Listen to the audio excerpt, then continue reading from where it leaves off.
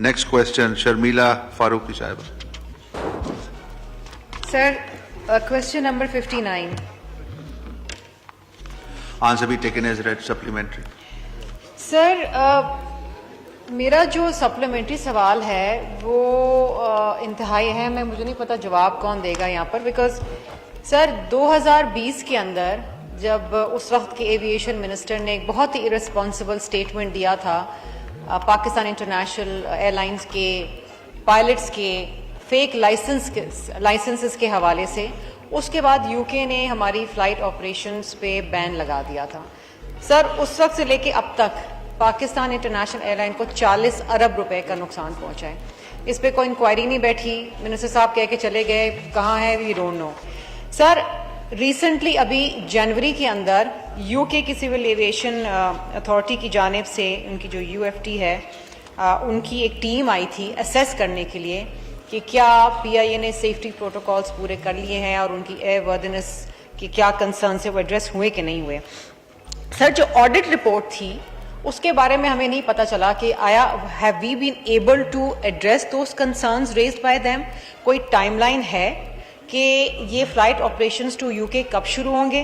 سر اور دوسری چیز, سب سے اہم چیز یہ ہے, یہ جو 40 ارب روپے کا نقصان پہنچا پی آئی اے کو, اس کا کوئی مداوع ہے؟ یہ تو بڑا جنرک سا انہوں نے سوال کا جواب دیا ہے سر یہاں پر کہ ہم یہ کر رہے ہیں وہ کر رہے ہیں, یہ فلائٹ آپریشنز کو دیکھ رہے ہیں, ٹیکنیکل پرسنز. لیکن سر حقیقت یہ ہے کہ دمام سے ملتان پی آئی اے کی فلائٹ تھی جو ڈائیورٹ ہوئی لاہور میں, وہ غلط رن وے پہ پائلٹ نے اس کو لینڈ کر دیا, اس پہ بھی انکوائری ہو رہی ہے. پھر ایک جہاز اڑا کراچی سے جو لاہور گیا. سر میرا سوال یہ ہے کہ جب ٹائر آپ چھوڑ جائیں گے کراچی میں, لینڈ کریں گے لاہور کے اندر, اس قسم کے سیفٹی پروٹوکالز کے اگر نظر آئیں گے اور اس قسم کے انسیڈنٹس ہوں گے جس کے اوپر کوئی انکوائری نہیں بیٹھے گی, کوئی ذمہ داران کا تعین نہیں ہوگا, تو یہ ہمارے فلائٹ آپریشنز یو کے میں کیسے کھلیں گے؟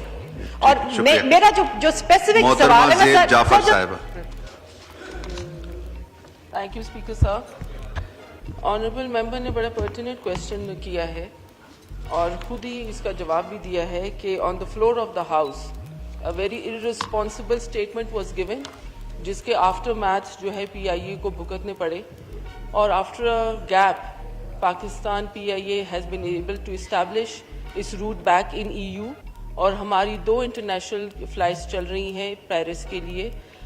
بالکل اس ظاہر ہے جب اس طرح کے اسٹیٹمنٹس ہوں اور اس طرح کے انسیڈنٹس ہوں تو نقصان اٹھانے پڑتے ہیں, but Alhamdulillah, since 2024 March, PIA is in profit and Alhamdulillah we are doing very well.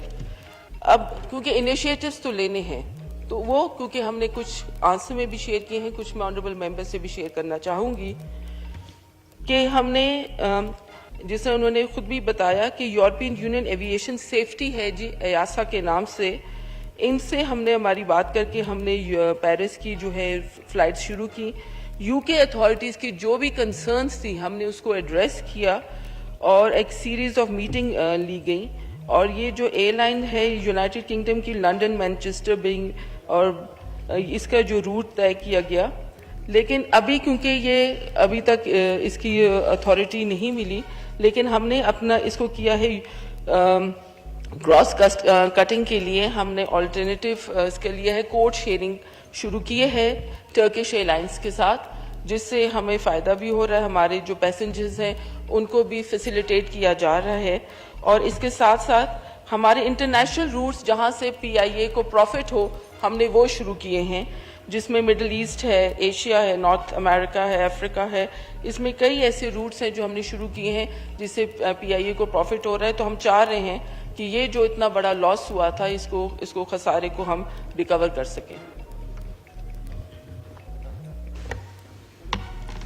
شکریہ جی. نیکسٹ کوشچن یہ deferred for answer on next Saturday. اگر رفیع اللہ صاحب آپ کا ایک کوشچن تو ڈیفر ہو گیا ہے, اور جو سیکنڈ والا ہے وہ پوچھیں آپ. تھینک یو جناب اسپیکر. جناب اسپیکر پہلا والا بھی بہت ضروری تھا, بہرحال اگلی باری پہ دے رہے ہیں, اگلی باری تو پھر نمبر پڑھیں, بجٹ سیشن شروع ہو. پہلے کوشچن کے اوپر بات کر رہا ہوں, تو وہ تو اس کا مقصد یہ ہے کہ آپ دیکھیں گے کہ ان کو بھی اندازہ ہے کہ اگلی باری بجٹ آ رہا ہے تو اس لیے کوشچن کو انا للہ و انا الیہ راجعون کر دیا. Sir question number 61. Answer be taken as read, supplementary. Sir یہاں جو یہ آنسر دے رہے ہیں اس کا میں آپ کو تھوڑا سا آئین کا ایک آرٹیکل ہے 25A جو 5 سے 16 سال کے بچوں کو فری ایجوکیشن دینے کی ریاست کی ذمہ داری ہے. ریاست ہی بچوں سے فیس لے رہی ہے تو یہ بات کچھ سمجھ نہیں آ رہی, اس لیے میں نے آپ سے ہمبل ریکویسٹ ہے اگر آپ بہتر سمجھیں, کیونکہ یہ ایشو ایسا ہے کہ یہ خود بول رہے ہیں کہ ہاں ہم یہ فیس لیتے ہیں.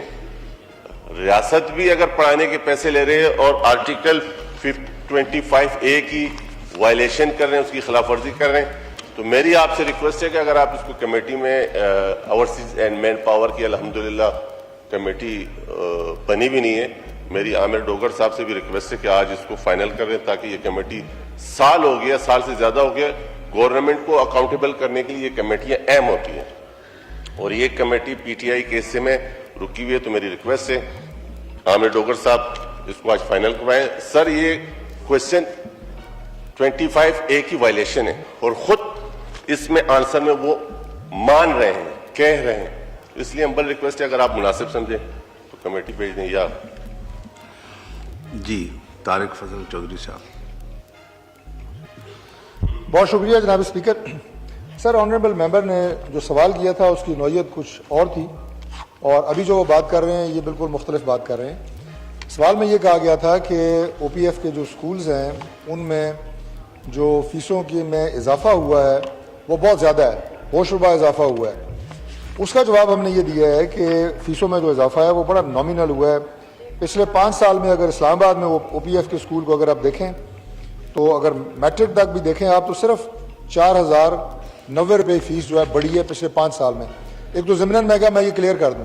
دوسری بات جو وہ کر رہے ہیں آرٹیکل کا حوالہ انہوں نے دیا بالکل ٹھیک ہے, اور جتنے بھی ہمارے گورنمنٹ کے ادارے ہیں وہاں پہ کوئی فیس نہیں لی جاتی میٹرک تک. یہ جو ادارہ ہے سر او پی ایف کا یہ ہے پبلک سیکٹر کا, لیکن یہ میں عرض کر رہا ہوں پبلک سیکٹر ادارہ ہے, لیکن یہ سر زیرو گورنمنٹ فنڈنگ کا ادارہ ہے. اس کا اپنا بورڈ آف گورنرز ہیں اور یہ اسٹیٹ اونڈ انٹرپرائز ہے. او پی ایف بورڈ اس کو گورن کرتا ہے.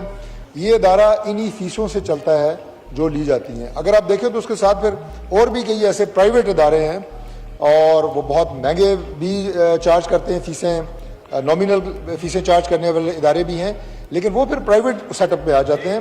تو یہ بھی سارٹ آف اسی نوعیت کا ادارہ ہے جس میں زیرو گورنمنٹ فنڈنگ ہے. Thank you sir.